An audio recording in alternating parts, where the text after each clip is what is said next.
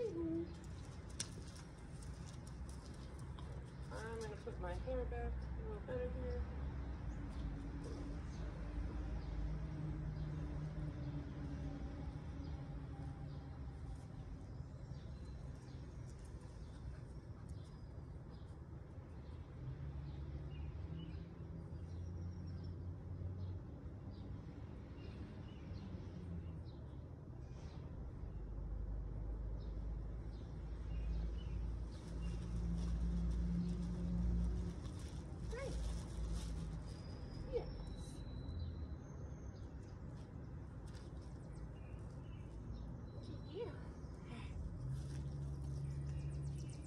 It is now Monday morning. Coco and I, still kind of in my PJs here, but that's okay.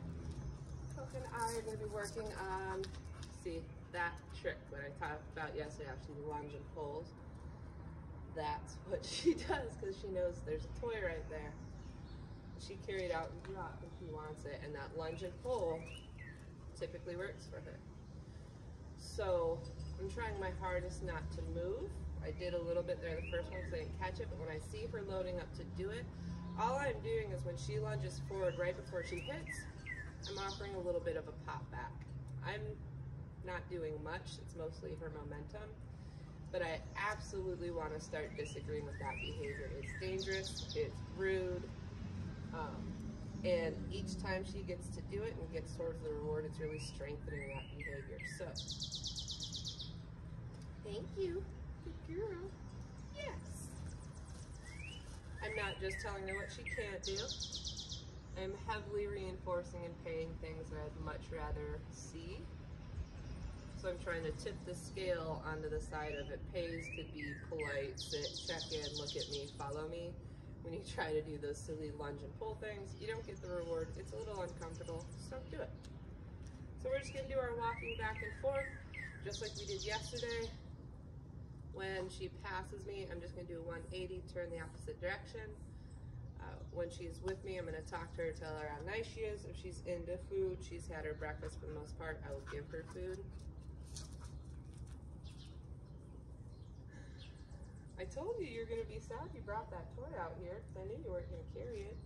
If it gets too distracting, I'll move it, but I think it's gonna be a welcome distraction today. Thank you. You ready? Let's go.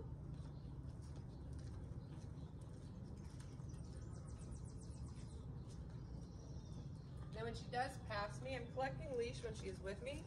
But if she passes me, I'm dropping the leash. Let's go this way so we can see on camera. Let's go. She passes me, I'm dropping the leash so she can have the full length.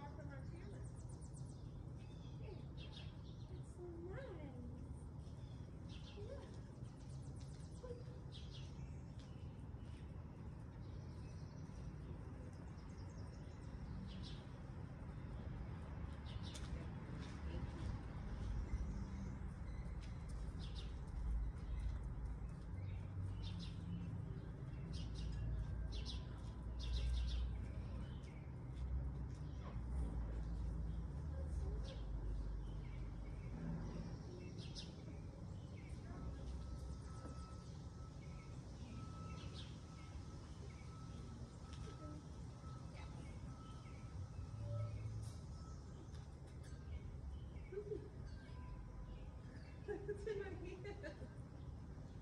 Oh, there you go.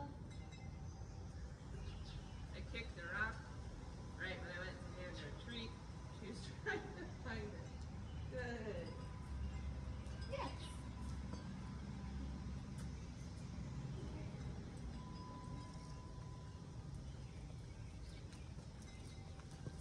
Went ahead, full leash, boop, turn and go. Hi, good girl.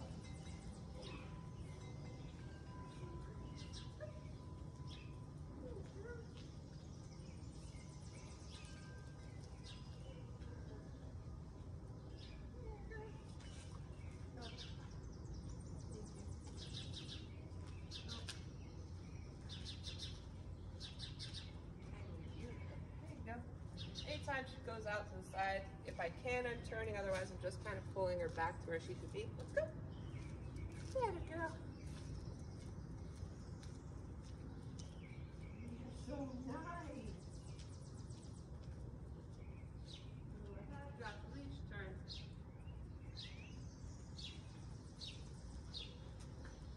Go ahead, drop the leash, turn.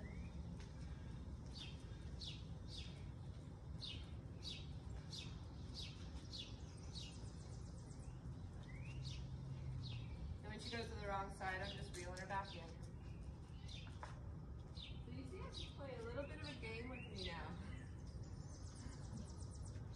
She'll get ahead, I'll go to turn, she's just turning with me. When I start to see that, I'm going to start shortening my leash.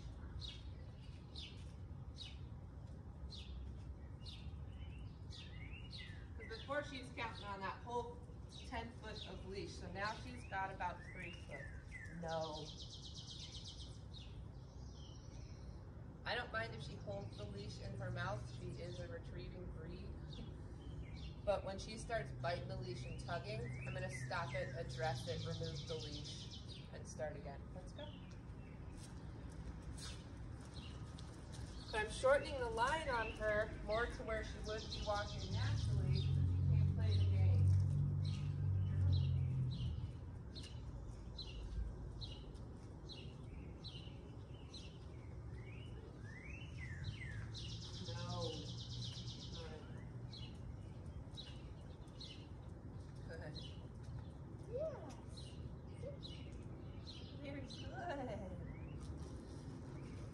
So again, why did I decide to shorten my leash?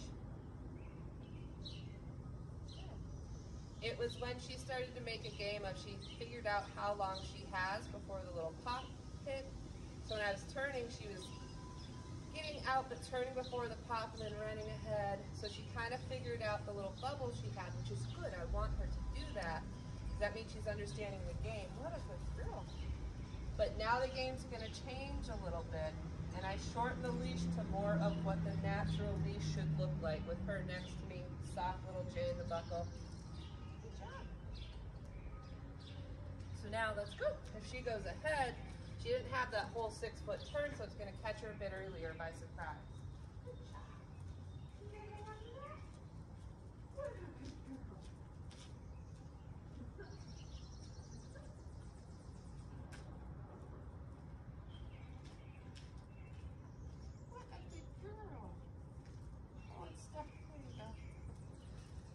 Wait. Sit. Good. This is really, really nice for her. Walking was one of her biggest pulls for her owners, because she really, really, really pulls. I think you're just having a good time. Good job. So we started in the alley, really, really boring. We'll do this a couple more times today. Then we're going to take it out on the sidewalks here in the neighborhood. I always start where it's really, really boring, where I can control as much as I can. So that way I can see stimuli coming, I can see triggers, and I can better control the situation, and she has a better time concentrating on what she needs to concentrate on. Ready? Good job. What a gal. We're going to do a little bit more, and then we're going to go play and put her up for a nap. Let's go.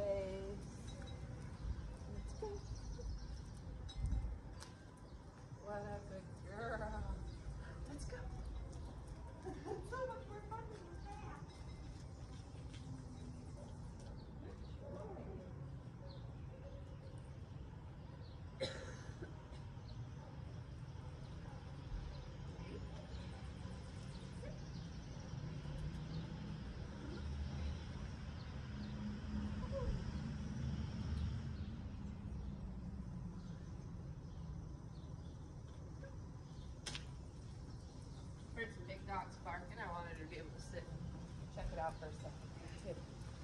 And notice now, even when she does pull to the side, it's very minimal. She quickly figures out, oh, I gotta go back to what I'm doing.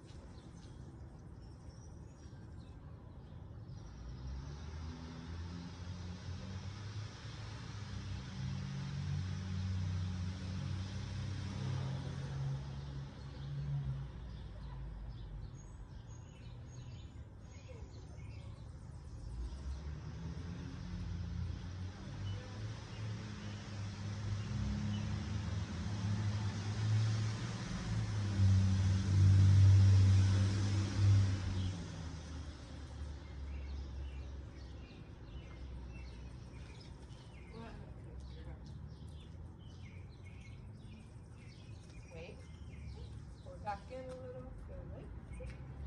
Yeah, girl. Not bad for her second lesson on walking. Not bad at all. I'm seeing that she is. Thank you. Those birds scared me. Those birds scared me too. I jumped. Thank you. I am seeing she's a bit, not nervous, very aware of her surroundings, like the bus sounds, the dog barks, the birds. That's great, that's wonderful. It shows me we need to do a lot of practice around a lot of different stimuli, that's all. Yeah, good girl. All right, you're all done. You're all done. Those birds are silly. Good girl.